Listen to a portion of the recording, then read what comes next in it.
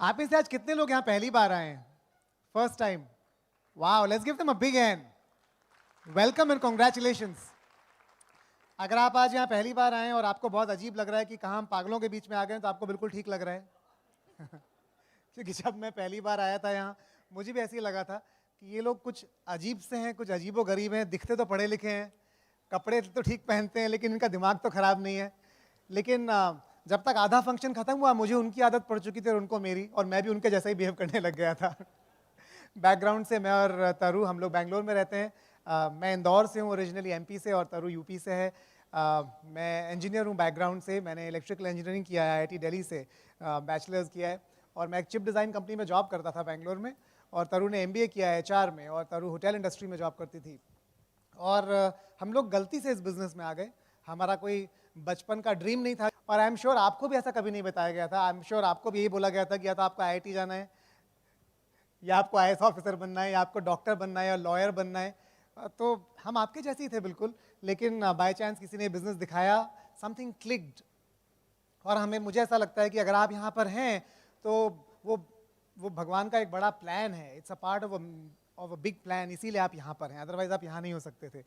और इसलिए अगर आपको लगता है यहाँ पर बैठकर आज कि पता नहीं हम ये बिजनेस कर पाएंगे कि नहीं कर पाएंगे, तो आपको गलत लगता है. आपने सिर्फ इनफ लोगों की सीडीज सुनी नहीं है, इनफ लोगों से आप मिले नहीं हैं. आप मिलेंगे तो आपको समझ में आएगा कि अगर वो कर सकते हैं तो आप भी कर सकते हैं. दिस बिजनेस इज नॉट, ये कोई अजीब और गरीब चीज़ नहीं है. It's a very simple business. In fact ये बिजनेस इतना सिंपल है कि इसके लिए पढ़ा लिखा होने की भी ज़रूरत नहीं है, कॉमन सेंस की ज़रूरत है. पर एक चीज़ जिसकी ज़रूरत है, एक एजुकेशन जिसकी ज़रूरत है, वो है ड्रीम देखने की एजुकेशन. वो होने की बहुत ज़रूरत है, और मुझे लगता है कि वो मिसिंग है. हमारे दो बच्चे हैं, एक 7th क्लास में बेटा हमारा आदि, और बेटी 1st क्लास में. और हमारे बेटे के सारे सब्जेक्ट्स हैं अब, इंग्लिश, हिंदी, हम वहाँ कन्नड़ पढ़नी पड़ती है, maths, physics, chemistry, biology, history, civics, geography, और एथिक्स. एक सब्जेक्ट मिसिंग है. मुझे लगता है एक सब्जेक्ट मिसिंग है, जो कि मेरी स्कूलिंग में, मेरे कॉलेज में, उसकी स्कूलिंग में कभी भी इंक्लूड नहीं हुआ है. और आई एम श्योर आप भी अग्री करेंगे. उसका नाम है सक्सेस. हम सबकी एजुकेशन में एक टॉपिक की ज़रूरत थी जिसका नाम होना चाहिए था how to become successful in life. क्योंकि अगर वो हमें जब हम 5 साल के थे, 10 साल के थे, 15 साल के थे, तब सिखा दिया जाता, तो शायद हम सबकी लाइफ की सक्सेस जर्नीज बहुत छोटी हो जाती. पर मेरे ख्याल से वो सब्जेक्ट इसलिए नहीं है क्योंकि सक्सेस सब्जेक्ट को सिखाने के लिए एक सक्सेसफुल टीचर की ज़रूरत है, और वो शायद ढूंढना बहुत ही मुश्किल काम है. इसलिए शायद वो सब्जेक्ट ही मिसिंग है. लेकिन जब ये बिजनेस में हम लोग पहली बार आए, तब हमने सुना कि सक्सेस क्रिएट करने के लिए क्या चाहिए, और हमने 4 स्टेप्स सुने. उन्होंने कहा आपको अपनी ड्रीम्स आइडेंटिफाई करनी पड़ेंगी, आप अपने ड्रीम्स के पिक्चर लगाने पड़ेंगे, कुछ गोल्स बनाने पड़ेंगे. उससे पहले हमने ये कॉन्सेप्ट कभी सुना नहीं था, और लगा कि यार ये तो बात करने के लिए स्टेज पे बात कर रहे हैं. उन्होंने मुझे कुछ बुक्स दी. जब मैंने वो बुक्स पढ़नी शुरू की, मुझे समझ में आया बुक्स में भी यही लिखा है. इनफैक्ट एंड्रू कार्नेगी दुनिया के सबसे बड़े पहले करोड़पति थे, अरबपति थे, स्टील बनाते थे, और वो इतने सक्सेसफुल थे, उनकी बड़ी इच्छा थी कि दुनिया के सब लोगों के लिए सक्सेसफुल होना आसान हो जाए. तो उन्होंने एक राइटर थे नेपोलियन हिल, उनको कमीशन किया और उनको एक प्रोजेक्ट दिया कि जितने भी करोड़पति हैं यूएस में आज की तारीख में, ये 1900 की बात है, आप उन सब पर रिसर्च कीजिए, उन सब के इंटरव्यू लीजिए, उनसे मिलिए, और एक किताब लिखिए जिससे कि लोग ये सीख पाएँ कि सक्सेसफुल कैसे हुआ जाता है. नेपोलियन हिल ने उस जमाने के जितने भी अरबपति थे सबके इंटरव्यू लिए, उनके साथ टाइम स्पेंड किया, उनके साथ रहे, और 18 साल की रिसर्च के बाद एक किताब लिखी. उसका नाम था, 4-5 किताबें लिखी, उनमें से एक किताब थी थिंक एंड ग्रो रिच, एक थी मास्टर की टू रिचेज, एक थी लॉज ऑफ सक्सेस. और उन सारी किताबों में आपको पता है पहला चैप्टर क्या था? डिजायर मतलब ड्रीम. दूसरा चैप्टर क्या था? डेफिनेट चीफ एम, मतलब कि गोल. तो मैंने जब वो किताबें पढ़ी, मुझे लगा अरे यहाँ भी यही बात कर रहे हैं. जब मैंने सक्सेसफुल लोगों की सीरीज सुननी शुरू की, टॉक सुननी शुरू की, हमारे बिजनेस में और बाहर, वो भी यही बात कर रहे थे. तो मुझे पहली बार समझ में आया कि हमें अपनी ड्रीम्स लगानी पड़ेंगी. वो स्टेज पे जब मैं सेमिनार में जाता था, लोग पूछते थे किसको बड़ा घर चाहिए, और लोग खड़ा करते थे हाथ, और मैं सोचता था यार बड़ा घर मतलब ठीक है, 1 BHK में भी काम चल रहा है, अभी तो बैचलर थे, कुछ बड़ी ड्रीम नहीं समझ में आती थी. वो पूछते थे कौन BMW चलाना चाहता है, तो लगता था यार अभी तो स्कूटर चला रहे हैं बजाज, BMW तो थोड़ी दूर है, बजाज मोटर वर्क्स है हमारी, BMW का क्या करेंगे अभी. तो हमारी ड्रीम्स बिल्कुल भी क्लियर नहीं थी जब मैंने ये बिजनेस शुरू किया. और वो बोलते थे आप अपने घर पर जाइए, आपके फ्रिज पर आपकी ड्रीम्स की पिक्चर चिपकी हुई होनी चाहिए. जब मैं घर जाके ड्रीम्स की पिक्चर्स ढूंढने की कोशिश करता था, तो दिमाग बिल्कुल कंफ्यूज हो जाता था. अगर मैं आपसे भी पूछूंगा यहाँ पर, तो जब मैं लड़कियों से पूछूंगा ना, यहाँ पर जितनी भी लड़कियां हैं, कि आपके ड्रीम्स क्या हैं, तो आप 5 मिनट में 50 ड्रीम गिनवा देंगे, पट पट पट पट पट पट। लेकिन अगर मैं आदमी लोगों से पूछूंगा, लड़कों से पूछूंगा कि आपकी ड्रीम क्या है, आपको आधा घंटा लगेगा पहली ड्रीम बताने में। पता है उसका कारण क्या है? क्योंकि हम रियलिटी में रहने की आदत पड़ गई है हमें। हमें पता है हमारी इनकम कितनी, सैलरी कितनी है, हमें पता है हमें रेज कितनी मिलने वाली है, हमें पता है रेट ऑफ इन्फ्लेशन क्या है, हमें पता है कि स्टॉक मार्केट कहाँ पर है, गोल्ड का करंट प्राइस क्या है, यूएस की इकोनॉमी कहाँ पर है। सारा हिसाब लगा के हमारा दिमाग क्या बोलता है, अरे ये ड्रीम कहाँ से होगी यार, अभी तो मार्केट रिसेशन में जाने वाला है। और आपकी इतनी बड़ी ड्रीम को आप इतना छोटा कर देते हैं क्योंकि आपका लॉजिक आपको हरा देता है। तो हमारे दिमाग के दो पार्ट हैं, एक पार्ट है जो ड्रीम देखता है और एक पार्ट है जो लॉजिक से उसे प्रूव करता है। तो जो लॉजिक वाला पार्ट है वो बहुत बड़ा हो गया है और जो ड्रीम वाला पार्ट है वो बहुत छोटा हो गया है। पर अनफॉर्चुनेटली सक्सेसफुल होना और कुछ पाने का जो प्रोसेस है वो इतना अमेजिंग है कि अगर आप अपने ब्रेन को एक पिक्चर देंगे, आप उस पर विश्वास करें या उस पर विश्वास ना करें, आपका दिमाग, आपका सबकॉन्शियस माइंड उस पर काम करना शुरू कर देगा और कुछ सालों में वो पिक्चर सच होके बाहर आ जाएगी। मैं भी ऐसी ताली बजाता था, क्योंकि मुझे लगता था क्या बात की है, वाह ऐसे हो जाएगा, लेकिन जाके अपनी ड्रीम कभी नहीं चिपकाता था।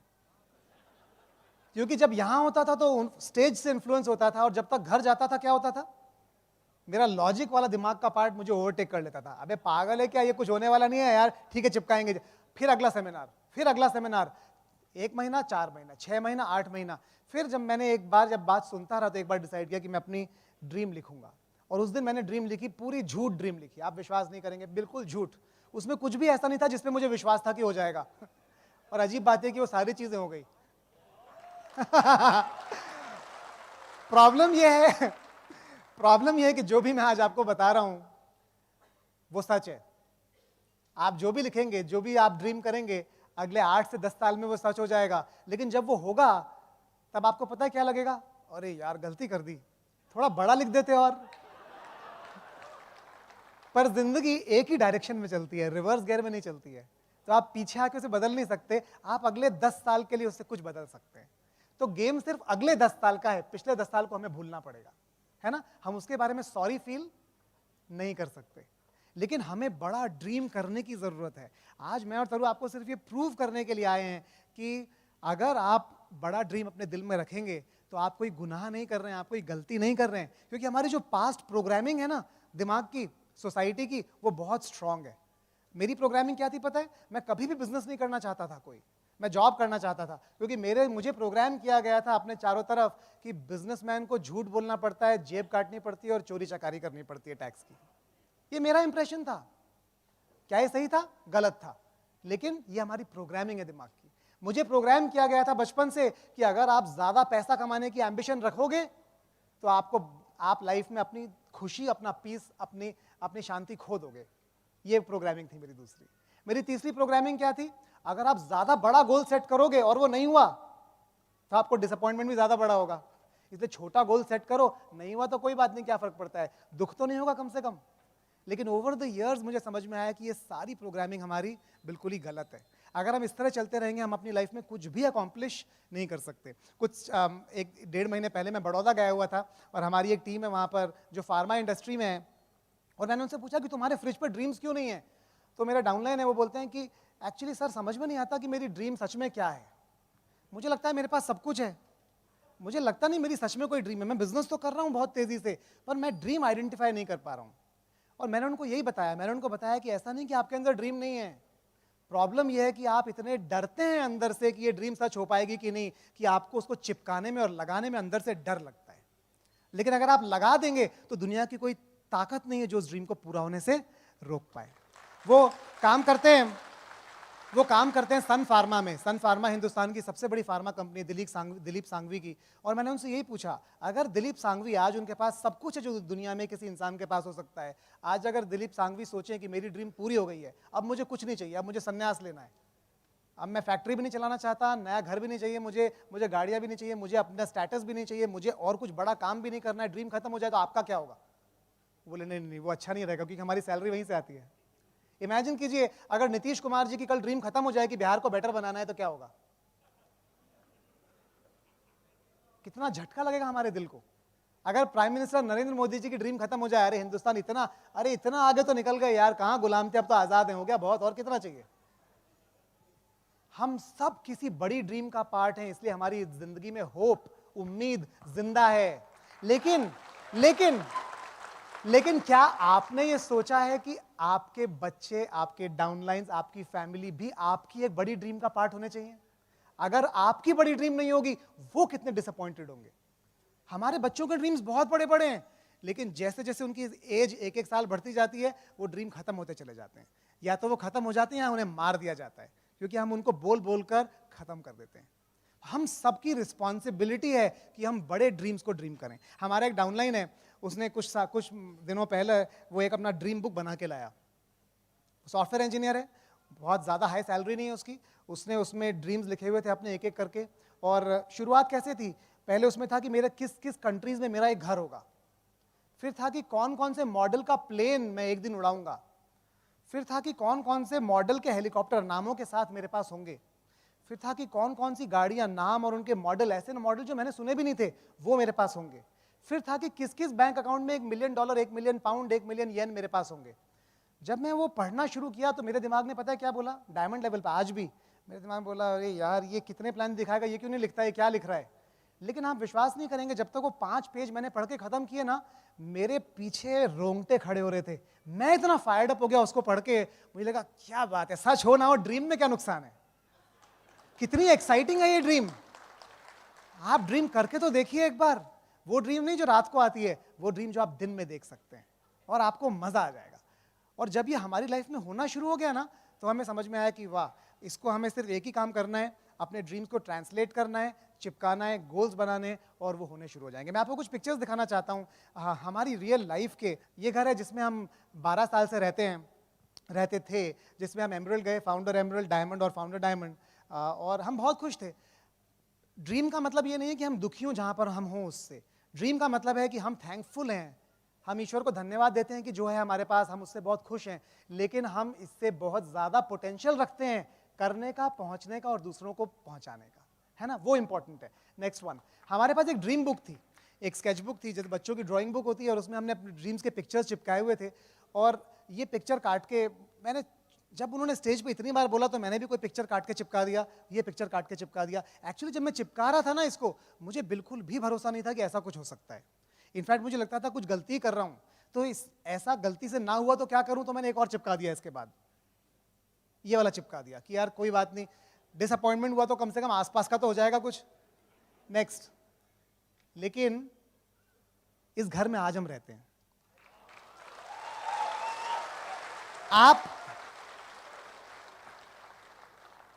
आपने एक बार ड्रीम देखने का प्रोसेस शुरू कर दिया ना, तो कंट्रोल आपके हाथ से बाहर निकल गया, क्योंकि ड्रीम आपने ऊपर भेज दी और उसका इकट्ठा होने का काम शुरू हो गया। इकट्ठी तब वो हो ही जाएगी, लेकिन देखने का काम आपको शुरू करने की जरूरत है, वो आपके हाथ में है। उसको इकट्ठा करने का काम आपकी जरूरत नहीं है, आपको उसके बाद काम करते जाना है और चीजें इकट्ठी होती चली जाएंगी। नेक्स्ट वन, यह हमारा बेडरूम था जिसमें हम रहा करते थे बहुत सालों तक। हमें कभी चिंता नहीं थी हम कैसे रहते हैं, कितना सिंपली रहते हैं, कितना पैसा कमाते हैं। नेक्स्ट, ये हमारा ड्रेसिंग रूम था। नेक्स्ट, पर ये आज हमारा बेडरूम है। हाँ, ब्यूटीफुल। आज हम जब किसी 5 स्टार होटल में जाते हैं ना, हमें लगता है अरे यार कहाँ रह रहे हैं, अपने घर वापस चलते हैं। नेक्स्ट, ये हमारा ड्रेसिंग रूम है अब। नेक्स्ट, ये हमारा ड्राइंग रूम हुआ करता था। हमें शर्म आती थी अपने रिलेटिव्स को बुलाने में। इनफैक्ट तरू के रिलेटिव्स सारे के सारे बहुत ही हाई गवर्नमेंट पोजीशंस में हैं, सारे बहुत एस्टैब्लिश्ड हैं, और जब वो आते थे बैंगलोर तो तरू को शर्म आती थी कि उनको घर कैसे बुलाएं, इनसे बाहर ही मिल लेते हैं अंकुर, क्योंकि इनको बताया हुआ था हम बहुत बड़ा बिजनेस करते हैं, पर अगर हमारा घर आके देखेंगे सोफा भी नहीं है तो क्या सोचेंगे। सोफा हमारे घर में कभी नहीं था 12 साल से, क्योंकि हम होम मीटिंग कहाँ करते, वरना हम इसको हटाते थे दरी को, यहाँ पर चेयर्स लगाते थे और अपनी होम मीटिंग करते थे हफ्ते में 3 बार। या तो होम मीटिंग कर सकते हैं, सोफा रख सकते हैं। नेक्स्ट, सोफा नहीं रखा तो अब ये हाल है। This how it is now. Next, हमने अपना पूरा बिजनेस ऐसे बिल्ड किया है इस डाइनिंग रूम में। नेक्स्ट वन, और अब ऐसे है। Is that nice?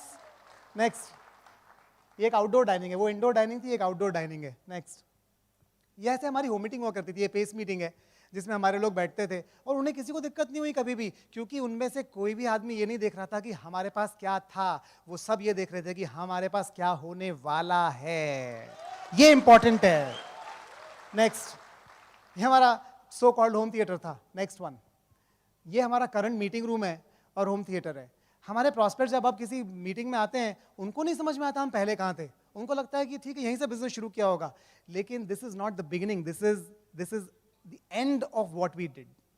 है ना, ये शुरुआत नहीं है, ये बहुत साल काम करने का नतीजा है.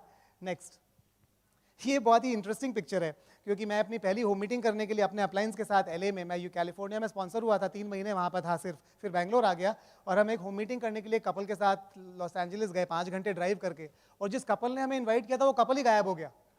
तो बोर्ड लगा था, चेयर लगी थी, जिसने इन्वाइट, प्रॉस्पेक्ट तो नहीं आते हैं कई बार होम मीटिंग में, लेकिन जिसके घर होम मीटिंग है वही गायब हो जाए तो अजीब बात है. वही गायब हो गया. 1-2 घंटा वेट करने के बाद हम वहाँ से निकल गए. मेरे अपलाइन को बहुत डर लगा कि अरे यार ये अंकुर क्विट ना कर दे, अभी तो नया नया स्पॉन्सर हुआ है, तो पूरा नो शो हो गया.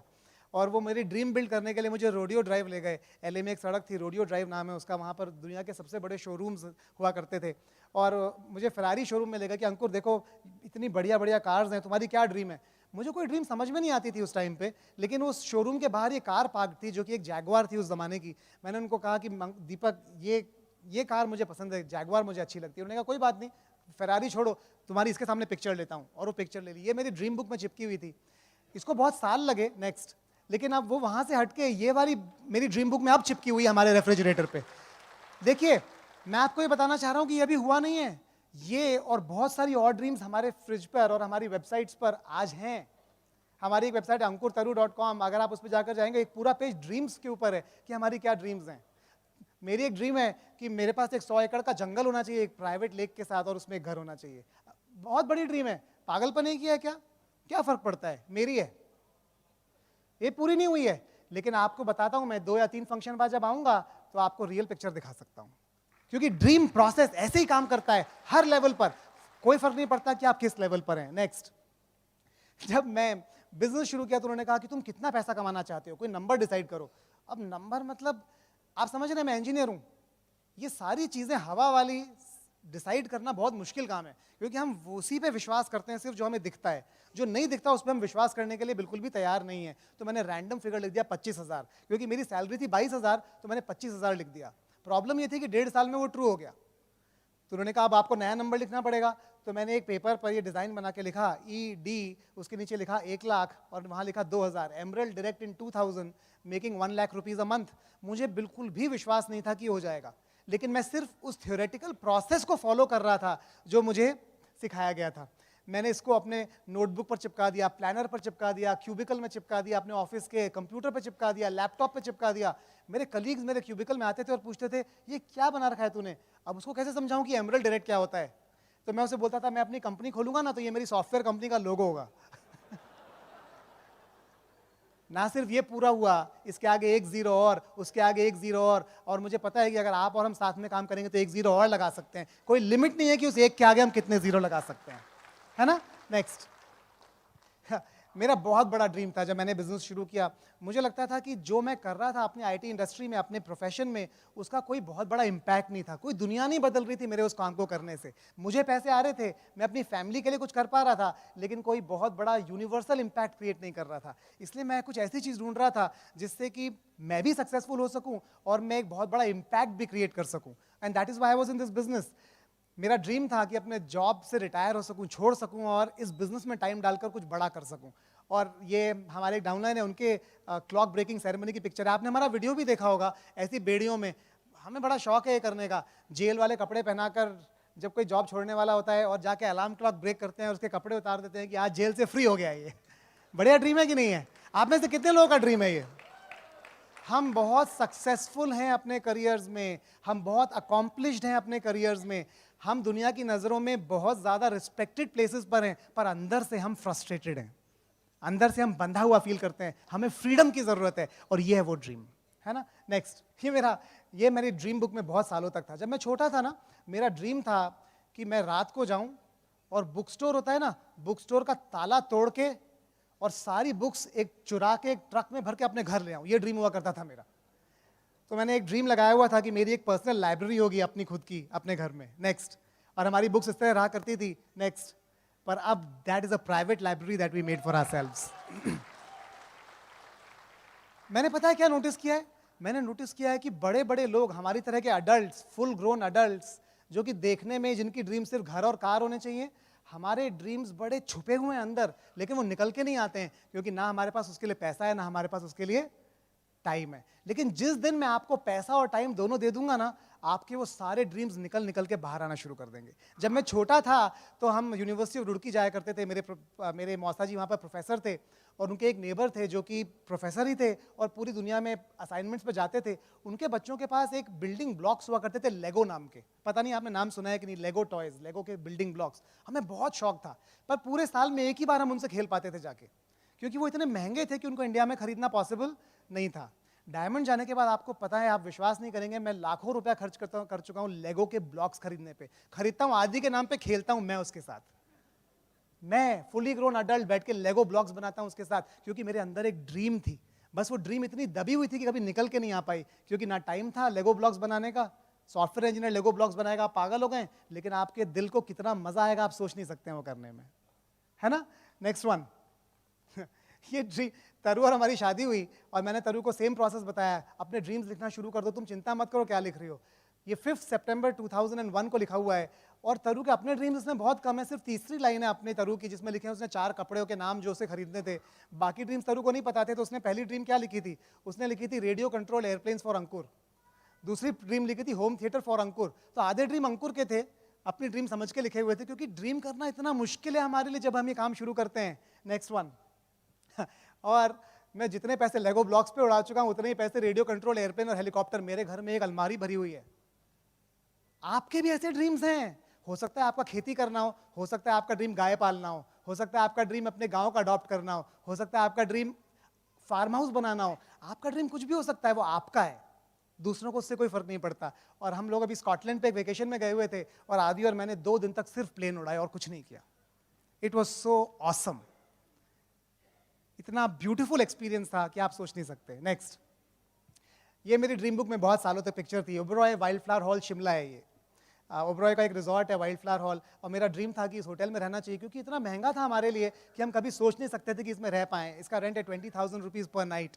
लेकिन इस ड्रीम के पीछे इतना सारे अकॉम्प्लिशमेंट्स हैं कि आप सोच नहीं सकते। अगर मैं आपको पिक्चर्स दिखाऊंगा ना हम किस तरह के होटल्स में रुके हैं दुनिया भर में। Next one. ये केप टाउन में होटल है, overlooking the ocean, one of the most beautiful hotels in the world, जहाँ पर हम डायमंड क्लब के लिए रुके थे। नेक्स्ट। ये अलास्कन क्रूज है, 7 स्टार होटल पानी के ऊपर, और हम लोग, हमारा डायमंड क्लब यहाँ पर था, Alaskan cruise. In fact Niaz Rubina हमारे साथ थे, प्रेमवत सुनीता हमारे साथ थे। It was beautiful, it was super awesome. Next. ये वेनेशियन है मकाओ में, और आप यहाँ पर रुकेंगे आपको लगेगा आप पैलेस के अंदर रुके हुए हैं, वेनिस के अंदर रुके हुए हैं। आप अगर ड्रीम्स लगाएंगे वो ड्रीम्स पूरे हो जाएंगे। लगाने की देर है, आपको प्रोसेस शुरू करना है बस। नेक्स्ट। In style. आप बिजनेस क्लास में जाएंगे, लोग आपको छोड़ने आए, लोग आपको रिसीव करने आए, और उनका ड्रीम बढ़े, उनका ड्रीम एक्सपैंड हो, इससे बढ़िया चीज दुनिया में कोई हो नहीं सकती है। Next one. ये ड्रीम इस रूम में जितने भी कोर लोग बैठे हैं उनका ड्रीम है। हमारे अपलाइन को पता था कि जो चीज़ हमारा दिमाग बिलीव कर सकता है वो रियलिटी में होनी शुरू हो जाएगी, और दिमाग को बिलीव करने के लिए सिर्फ एक पिक्चर चाहिए। वो हमारी एक लीडरशिप थी, मणिपाल रेणुका वहाँ पर आए हुए थे, हम लोग एमरल्ड्स थे, फाउंडर एमरल्ड्स। हमारे 6 लेग के कोई आता पता नहीं था। मणिपाल रेणुका ने किसी को बोला कि आप तुम रॉकी की ट्यून बजाओ, हमें स्टेज पे बुलाया, और हमें खड़े होकर हमारे हैंड्स रेज कर दिए। हमें नहीं पता था हमारी डायमंडशिप कहाँ पे आएगी, कहाँ से आएगी, कैसे पूरी होगी, लेकिन उन्हें हमें विश्वास दिला दिया कि ये होने वाला है, and your hands will be raised. और next one, next year we were brand new diamonds the FED। Next. ये अल्टीमेट ड्रीम है इस बिजनेस का, अगर आप इस बिजनेस का पार्ट है कुछ सालों से तो। Next one. और जब आप ये कर लेंगे, आप इतने सारे दुनिया के स्टेजेस पे बात करेंगे, और इतने सारे लोगों के साथ अपनी ड्रीम्स शेयर कर पाएंगे, अपनी नॉलेज शेयर कर पाएंगे, कि आप दुनिया में एक बदलाव लाना शुरू कर देंगे। आपके कारण इतनी लाइव्स इंपैक्ट होंगी, और स्टेजेस जिसमें हमने बात की है, that has been the best experience of our life. Next. ये मैडम टुसॉर्ड्स में लंदन में, जो प्राइवेटली हमारे लिए बंद कर दिया गया था, जिससे हम ऐसे पोजेस लेके फोटोज खिंचवा सके। नेक्स्ट। मैं आपको इतनी पिक्चर्स दिखा सकता हूं। नेक्स्ट। ये सब ड्रीम्स हैं। आप जब इनका पार्ट बनेंगे ना अपनी लाइफ में, आपको लगेगा ये कैसे हो गया, काश मैं इससे और भी बड़ा सोच लेता तो कितना बढ़िया होता। ये एक फैमिली वेकेशन है जो पिछले 10 दिन हमने अपनी तरु की एंटायर फैमिली के साथ ली। तरु के पापा का 70th बर्थडे था। जब आपके पास टाइम और पैसा, ये कॉम्बिनेशन होगा, आप अपनी लाइफ में इतनी पावरफुल चीज़ें कर पाएंगे जो कि आपके अंदर हैं पर वो एक्सप्रेस नहीं हो पा रही हैं. आपको सिर्फ उनको निकालने की ज़रूरत है और उसके लिए आपको डायमंड जाने की ज़रूरत है. एंड हियर्स तरू, I'll come back. Good evening everybody. कल से हम इतना इन्जॉय कर रहे हैं. इनफैक्ट मैं फर्स्ट सेशन में भी बता रही थी कि जब हम शुरू में बिज़नेस ज्वाइन करते हैं तो बहुत सारे लोग जो हमारे फैमिली मेम्बर्स, हमारे फ्रेंड्स होते हैं, सबका मजाक तो उड़ता ही है. It is a process that हम जिससे हम सब निकलते ही निकलते हैं. मैं आपको एक बात बताना चाहती हूँ, आप इस बिज़नेस को, इस लाइफ को इतना इन्जॉय करोगे. पता है क्यों? क्योंकि जब हम ये बिज़नेस शुरू करते हैं हमें पता नहीं होता कि हम किस चीज़ में एंटर करने वाले हैं. अगर एक हम normal software engineer, HR professional होते और लाइफ में पहली बार पटना आ रहे होते, डेफिनेटली जैसा वेलकम हमें मिला, जितना हम एंजॉय कर रहे हैं, मतलब आपको ऐसा, मेरे को सीरियसली ऐसे फीलिंग हो रही थी क्योंकि प्रियम व सुनीता हमारे इतने अच्छे फ्रेंड्स हैं. हम लोग साथ में प्लैटिनम गए, हम लोग साथ में डायमंड गए, सालों साल कहीं ना कहीं मिलते रहे. इतनी अच्छी बॉन्डिंग हो गई कि ऐसे लग रहा था जैसे अपने बड़े भाई के घर आ रहे हो. It is such a good feeling कि आप किसी सिटी में पहली बार आ रहे हो और कोई आपको वेलकम करने के लिए है. इनफैक्ट कल से हमारे होस्ट सभी लोग इतना वो मैंने यहाँ का मालदा आम क्या मस्त एंजॉय किया है कल से. सीरियसली, मतलब वो मुझे लगता है किंग ऑफ मैंगो मालदा को होना चाहिए था. इनफैक्ट प्रियंका जी ने बोला हम आपके साथ पैक करेंगे तो बिल्कुल बहुत सारा, जितनी बैगेज लिमिट है सब में आम ही भर दीजिए, वही लेके जाएंगे. सीरियसली, लेकिन उसके साथ हम बहुत मेमोरीज लेके जा रहे हैं यहाँ से. बहुत बहुत एंजॉय कर रहे हैं हम लोग. और देखिए, मैं आपको कुछ ही चीज़ें हमारे बेटे से 12 साल का आदि, उससे बात कर रही थी और मैं उससे पूछ रही थी कि अच्छा तुम बताओ कि हमें बिज़नेस क्यों करना चाहिए, हम कुछ और भी तो कर सकते थे. तो उसने बहुत इंटरेस्टिंग चीज़ें बोली. बोला आप बहुत पैसे कमाते हो. हमने कहा हाँ हम कमाते हैं, लेकिन वो तो हम किसी और प्रोफेशन में भी कमा सकते थे. बोलते नहीं, ये आपके बिजनेस में ना आप you are kind of your own boss. आप किसी और के अंडर काम नहीं करते, आप खुद के बॉस हो. ऐसे ठीक है, और क्या सर? आपके बिजनेस में सब लोग बहुत अच्छे हैं. सर आपको कैसे पता? जो लोग भी घर आते हैं, कोई स्मोक नहीं करता, कोई ड्रिंक नहीं करता, किसी कोई बैड हैबिट्स नहीं है. और उसने एक बहुत इंटरेस्टिंग चीज़ बोली. 12-13 साल के बच्चे बहुत कुछ ऑब्जर्व करते हैं. मैं काफ़ी सरप्राइज थी. उसने बोला आपके पार्टीज़ भी बड़े क्लीन होते हैं. तो और उसने बताया वो हमारे यहाँ एक्सेस का बहुत बड़ा ज़बरदस्त लॉन्च हुआ था, लॉन्च पार्टी हुई थी, रॉक कॉन्सर्ट था, और बच्चों का भी अपना नेटवर्क होता है. हम तो उसको नहीं लेके गए थे, लेकिन उसके और फ्रेंड्स आए थे उस दिन. उसने बोला कि रॉक कॉन्सर्ट में भी देयर वाज नो ड्रिंकिंग. तो आपके बच्चे हर कुछ ऑब्जर्व कर रहे होते हैं. मैंने पूछा अच्छा और क्या है? बोलते आप बहुत अच्छे हैबिट्स सीख रहे हैं. तो हमने कहा हमारे तो सारे मम्मी पापा के सारे हैबिट्स अच्छे हैं, फिर हम क्या अच्छी हैबिट सीख रहे हैं? सर नहीं, वो वाले अच्छे हैबिट्स नहीं, 7 हैबिट्स जैसे अच्छे हैबिट्स. गोल्स लगाना, ड्रीम्स लगाना, पॉजिटिव बोलना, सेल्फ टॉक लिखना. अच्छा और क्या बिजनेस में और क्या अच्छा है? फिर बोलता है कि आप अच्छी बुक्स पढ़ते हो, वो बुक्स कुछ डिफरेंट होती हैं और आप हमें सिखाते हो. से ठीक है, वेरी गुड. और फिर उसने बोला कि सबसे ज़्यादा क्या अच्छा लगता है? ट्रिप्स बहुत अच्छी देती है. ठीक है, ट्रिप्स देती है, उसके लिए तो हमें बहुत मेहनत करनी पड़ती है, हमें आपको छोड़ के जाना पड़ता है, ट्रैवल भी करना पड़ता है. वो सब आप करते रहो, बस हमें ट्रिप पे ले चलो. ठीक है, बहुत वेरी वेरी क्लियर. और लास्ट चीज़ उसने बोली कि आप इस बिज़नेस से न्यू स्किल्स सीखते हो. सर कौन सी न्यू स्किल्स सीखते हो? तो बोलते हैं लोगों से बात करने की. सर अगर आपको बिज़नेस करना ही नहीं है तो फिर लोगों से बात करने की क्या ज़रूरत है? बोलते नहीं, लोगों से बात करने की स्किल लाइफ में हर जगह काम आती है. Can you believe it? और फिर उसने एक चीज़ बहुत दुखी होके बोली. बिलब्रेट अंकल ने एक चीज़ नहीं सिखाई है. सर क्या नहीं सिखाया बिलब्रेट अंकल ने? सारी मम्मास को बोलना चाहिए कि बच्चों को कम नहीं, बिल्कुल नहीं डांटना चाहिए, है ना. तो उसको ऐसा लगता है कि अगर बिलब्रेट अंकल कुछ सिखा के गए होते तो मेरी मम्मा तो पक्का फॉलो कर ही लेती. तो it is such a beauty to watch. मैं आपको एक चीज़ इसके थ्रू ये बताना चाहती हूँ, आप इस बिज़नेस को एक फंक्शन से इवैल्यूएट नहीं कर सकते, है ना. मुझे बिज़नेस में 16 ईयर्स हो गए हैं, और जैसे ये न्यूज़पेपर में आया ना, ये मैंने कभी सोचा भी नहीं था होगा. तो 16 ईयर्स हो गए, हम अभी भी एक्सप्लोर कर रहे हैं कि इस बिज़नेस से क्या हो सकता है. मुझे कम से कम 1 साल लगा था समझने में कि सच में इस बिज़नेस से इतनी सारी चीज़ें पॉसिबल हैं, डूएबल हैं. बस कॉमन सेंस से कह लीजिए या गुड फॉर्च्यून से कह लीजिए, मुझे एक ही बात समझ में आई. जैसे हमारी शादी हुई, एक ये डिसीजन मैंने बहुत क्विकली ले लिया था कि हेडक्वार्टर पेरेंट्स के घर से यहाँ शिफ्ट हो जाना चाहिए, है ना. क्योंकि अगर हम दोनों के इस बिजनेस में अगर बड़ा करना है तो हस्बैंड वाइफ की टीम बहुत टाइट होनी ज़रूरी है। आपके डिसीजंस गलत हो, सही हो, टफ हो, जैसे भी हो, अगर आप दोनों अपने डिसीजंस पे स्टेडी रहेंगे, बिजनेस बहुत जल्दी ग्रो करेगा। हम सबके, अंकुर के पेरेंट्स ने भी चिंता की, मेरे पेरेंट्स ने भी चिंता की कि हम अपनी लाइफ वेस्ट तो नहीं कर रहे हैं, लेकिन एक ही चीज़ से उनको हमेशा कॉन्फिडेंस रहा, क्योंकि हम दोनों उस डिसीजन में टुगेदर थे। लेकिन बस अगर वो आपका एक दूसरे के लिए अनकंडीशनल सपोर्ट है तो अनपैरेलल्ड लाइफ है ना। आप सोच के देखिए, इतना सेटिस्फैक्शन मिलता है। जो अंकुर अभी स्कॉटलैंड वाली हॉलीडे की बात कर रहे थे, मेरे ऐसे 1-2 मिनट में डिसीजन हो गया कि हम स्कॉटलैंड जा सकते हैं। मेरे पेरेंट्स ऑलरेडी वहाँ थे, मेरा भाई वहाँ रहता है यूके में, मेरी सिस्टर 1 महीने की हॉलीडे पे जा रही थी। और जस्ट बिकॉज देखिए, लाइफ में आप चॉइसेस तभी बना सकते हैं जब आपके पास टाइम एंड मनी फ्रीडम दोनों है, वरना सिर्फ कॉम्प्रोमाइजेस हैं। इनफैक्ट मेरे फादर को कोई फ़र्क नहीं पड़ता कि हम यूके में थे कि यहाँ थे, कोई फ़र्क नहीं पड़ता।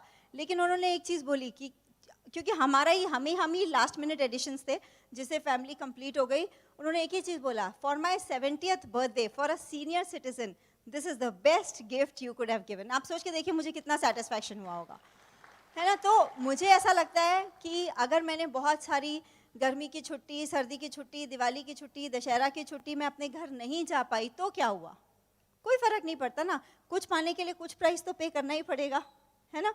तो बहुत सारी चीज़ें ऐसी है। इनफैक्ट उस ट्रिप पे देखिए, हम बोलते हैं ना कि बिजनेस में जब हम टोटली कमिटेड होके, ऐसा कभी नहीं था। देखिए, अंकुर आईआईटी से पढ़े हुए हैं, बहुत अच्छे जॉब प्रोफाइल में थे। 98 में 23-24,000 was also very good salary, है ना। वही जो भी अच्छे पैकेजेस होते थे। लेकिन हमने अपने घर में कुछ भी नहीं किया, ओनली बिकॉज टाइम और एफर्ट दोनों का फोकस चाहिए होता है ना। लेकिन उसको हमने इतनी मल्टीपल फोल्ड्स एंजॉय किया है। वो फ्रीडम, मतलब हर चीज़ जैसे आपको स्टाइल में करनी हो आप कर सकते हो, लेकिन उसके लिए हमने बहुत सारी चीज़ें जो हमारे आसपास सब लोग कर रहे थे वो हमने नहीं की।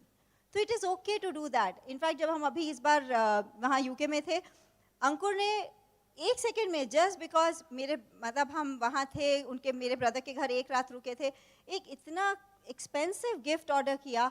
और ऐसे भी नहीं, कोई ओकेजन नहीं था, कोई स्पेशल रीज़न नहीं था, कुछ नहीं था, just because he felt like हाँ उनको अच्छा लगेगा, ठीक है ऑर्डर कर देते हैं।